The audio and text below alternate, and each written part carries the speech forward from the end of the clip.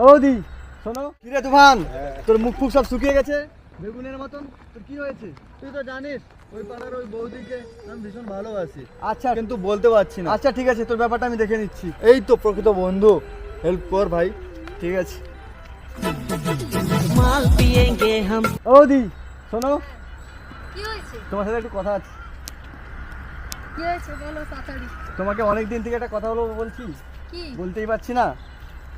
তোমাকে আমি খুবই ভালোবাসি, প্রপোজ করছি, আই লাভ ইউ। ঠিক আছে, আমি কালকে ভেবে বলবো তোমাকে এই কথা। ঠিক